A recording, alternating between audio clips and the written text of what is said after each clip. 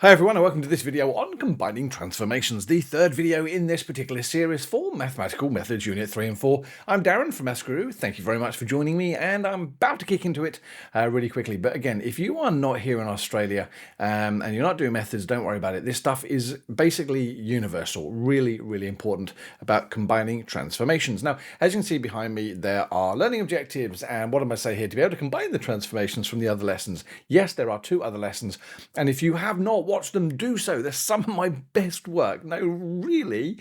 Yeah, okay, maybe not. But the point of it is we looked at translations, dilations, and reflections, but we looked at them on their own. Now we're going to actually combine them all together and sort of build this up a little bit more. Now, all of the notes that you can see behind me that I'm about to write on are downloadable from mathsguru.com. You're going to say, what's this Maths Guru?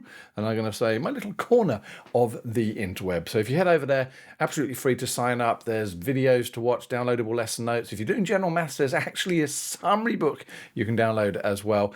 Basically, I'm doing this all to try and help you. Okay, enough of the needy stuff. Now, again, I always recap stuff. And there are 2 ways of doing transformations. There are these beautiful little shortcuts, which again, some teachers sort of shudder at, because unfortunately it can all go horribly wrong if you don't know how to use them. But generally speaking, dilations from x-axis, dilations from the y-axis, reflection, and their translations as well. I don't know why they weren't there. Maybe I'll update these with those soon. But we're going to build on this now because if you know anything about methods 1 and 2 and methods 3 and 4, and in fact algebra in itself, it all builds on top of each other. Now the methods 1 and 2 course is quite interesting because I can't find mention anywhere in this textbook about there being a prescribed order to transformations. I'm not sure it's in the Method 1 and 2 course, but if I'm going to teach it, let's teach it well. And the easiest way to remember this is to use the little thing called Dr. T. No, I'm not a doctor and I don't know anyone called Dr. T, but DRT is what we're really doing for. And as it says here, when you are not given an order in which to do a series of transformations, you should do them by doing the dilations first, then the reflections, and then the translations. Okay, so really should be doing it that way. And here's a quick question for you. Have you subscribed to my YouTube channel? Yes, this is the needy stuff. You knew it was coming. If you could subscribe to my YouTube channel, it's massive. I know people don't watch math videos. You're watching this math video, and by subscribing, and by all means, turn off notifications if you never want to hear from me again. But subscribing just lets me know that people are watching. It is huge when people do that, like massive. It means the absolute world to me. Look at me. Well, I've got not much going for me, but hopefully what I can do is teach maths really, really well. So if you can subscribe, that's huge. Tell your mates, even better. So what am I saying here? Dr. T. Now again, the examples I'm going to work through here actually prescribe on the whole the series or the order of the transformations, okay? But later on in the next video, it becomes a little bit more interesting. But let's start with example 1a. And what am I going to do here? Well, as I say, I'm going to do it by substitution algebra and direct substitution. And if you've got no idea what I mean by substitution algebra or direct substitution, there are 2 videos on mathsguru.com that you can watch. But what have we got here? We've got an equation of an image y equals the root of x. So 1a, a dilation, a factor 2 from the x-axis, followed by a reflection in the x-axis. What I'm going to do is I'm actually going to do my substitution algebra first. So let's see what happens. So what have we got here? A dilation of factor 2 from the x-axis. That means that's stretching my y values. So that's now going to become 2y. And a reflection in the x-axis. Oh, that's going to turn all of my y values negative. So that's now going to become minus 2y. And the x is going to stay the same. And again, if this doesn't make any sense to you, again, I've got some great videos on this. So that's now going to be x dashed, and that's going to be y dashed. And so what can we do now? Well, we can say that x becomes equal to x dashed, and minus 2y becomes equal to y dashed, or y becomes equal to y dashed on negative 2. Now again, why are we doing this? Because what I'm trying to say is, can I now use this to substitute into this to get the equation of my image? And that's massive. So many exam questions come up about, can you find the equation of the image? And so what do we got here? We got y was equal to the root of x. That was my original. So I said where I see a y, I can replace y dashed on negative 2. And where I can see x, I can replace it with x dashed. Well, now I've got the whole thing substituted in. I don't need the dashes anymore. So therefore, the equation my image is going to be given by y is equal to -2 root of x. And hopefully the subtitles aren't actually going to cover that. So let's see what I can do if I can actually lasso this and move it over a little bit. Fingers crossed that can be seen. That's a substitution algebra. And I know teachers out there who absolutely adore this. They're like, nope, that's the only way I'm teaching it. And then they basically, that's the only way they teach it.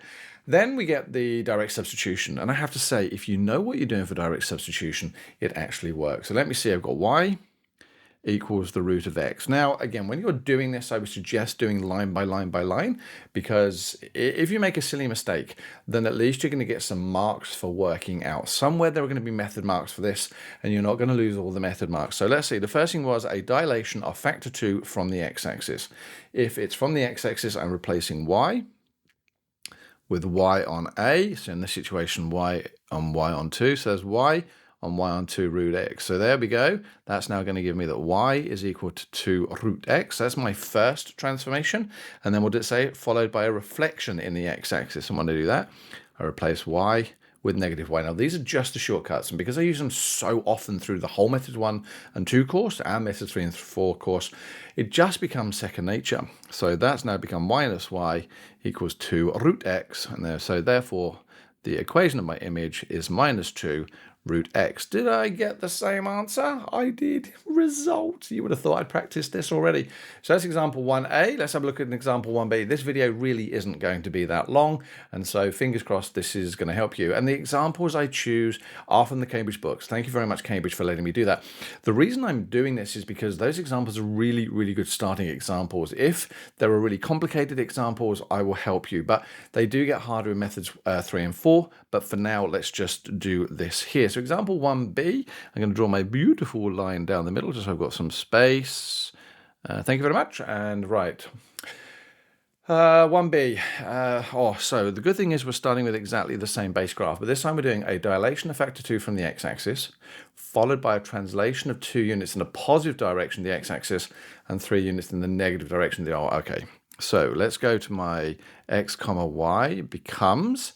Right, a dilation of factor 2 from the x-axis, that's going to double my y value, followed by a translation of 2 units in a positive direction of the x-axis, so that's x plus 2, and 3 units in the negative direction, minus 3, okay? Because what's going to happen there is my y value is going to stretch by a factor of 2, then we're going to move 2 to the right, nope, that's the wrong way, and then 3 down. Okay, so what do we do now? Well, having done that, that's probably the hard part done. We've got x dashed and we've got y dashed. And so what do we have here? So we have x plus 2 is equal to x dashed. 2y minus 3 equals y dashed. So we get x is equal to x dashed minus 2. We get 2y is equal to y dashed plus 3, or y becomes equal to y dashed plus 3 all on 2. We had my original equation of y is equal to the root of x. And so we now get y dashed plus 3 all on 2. Is equal to the root of x dashed minus 2. So when I move all of that around, and wow, I've run out of some space, so what we're going to do is I'm actually going to continue on the other side. What I'm going to end up there with is getting y dashed plus 3 equals 2 root x dashed minus 2.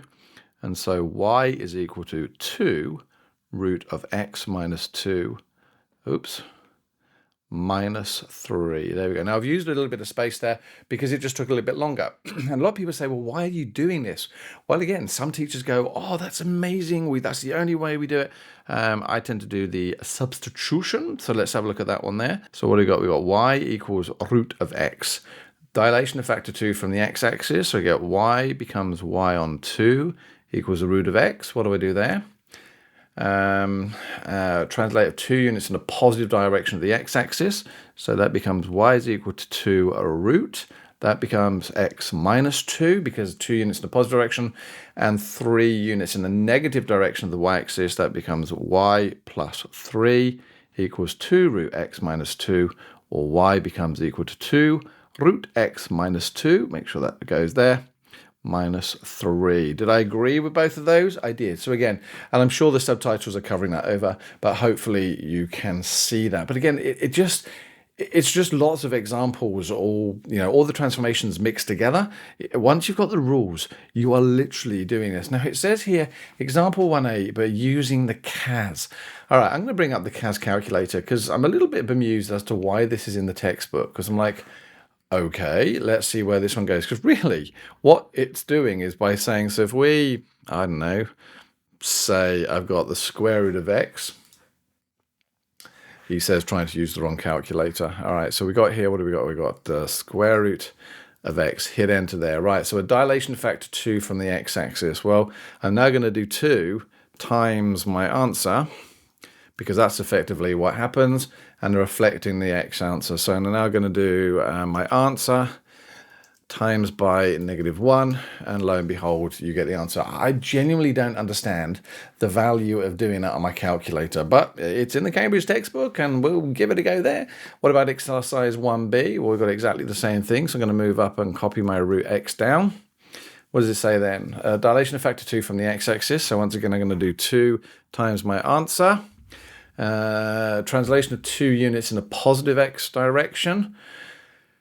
Oh, dear me. Now, here's an interesting one. Can I do this? Pipe x minus 2. Yeah, nah. There I was trying to be clever. Well, in that situation, that's just going to become, copy that down to x minus 2, and then 3 units in the negative direction, answer -3. Yeah, and again, there are probably people screaming at me going, no, that's not what it meant. Well, okay, I genuinely at this moment in time, in the next video, yes, but at this moment, I don't see the point of doing that. It was pretty, but nah, maybe not. Now, again, this is nearly the end of the video. If you can do me the honor of subscribing to my YouTube channel, that's massive. As I say, just clicking that subscribe button just says that you've watched a video, and I'm like 147 years of age. It really does mean the world to me, because I'm here to try and help people. A thinking example, which means I'm really not allowed to go through this question, but I'll sort of nudge you in the right direction. The graph of y equals x squared is transformed by a translation of a units in the positive direction of the x-axis. Now, the minute I see that, what am I going to do? A translation of a unit in the positive direction. So there's a substitution happening there. Yeah, I'm going to take x and replace it with x minus a. Let's just do that. So what I've got? I've got y is equal to, in brackets now, x minus a all squared. Remember, I'm taking the 1x out and I'm putting 2 things in its place. It's got to have brackets. Followed by a dilation of k from the x-axis. Well, if it's from the x-axis, I replace y with y on k. So that becomes y on k equals x minus a all squared. Y is equal to k, x minus a all squared. There we go. So that is effectively my equation. It says if the image of the graph passes through the points 1, 1 and 2, 4, why, oh why, do you think they've given me 2 coordinate values? Well, the whole point of giving a coordinate value, believe it or not, is actually sort of a big flashing, hey, this is an x value and a y value. So I've got an x value and a y value, and in fact, another x value and a y value there. Why on earth are they giving me 2? Well, the question to this is, how many unknowns do you have? I have 2 unknowns. And when there are 2 unknowns, what do I have to have? 2 separate pieces of information. Now, for my group today, what I was actually teaching was cubic equations and finding the equations of cubics. And this comes up over and over and over again. Look at the information they're giving you and try and work out, have they given me enough and what do I do with it? So in this situation, all I would actually do is I would substitute that into there, and that would give me 1 equation. Substitute that into there, it would give me another equation, and lo and behold, I would be able to use my calculator or algebraic techniques to solve it. And again, do you think part B is any different? No, they're just giving you 2 totally different coordinates. Right, so I say a thinking question. I don't think the examples in methods 1 and 2 are overly challenging because of that. So let's see, learning objectives revisited. Did we combine transformations? Oh, we did, a tick. What else did we do? Did we have translations, dilations, or reflections? We absolutely did. And that was it. Believe it or not, that is the end of this video. Thank you so much for watching. It really does mean the world to me. There is way more coming up. And as I say here, maffsguru.com is where I've got downloadable lesson notes, exam questions from VCEE. What else have I got? Just videos that map all the way through. And if I do say so myself, people are telling me they're getting 40+ study scores just from using my resource, which is huge. Thank you so much. Well, I'm done. I'll see you in another video. For now, take care, guys. Bye-bye.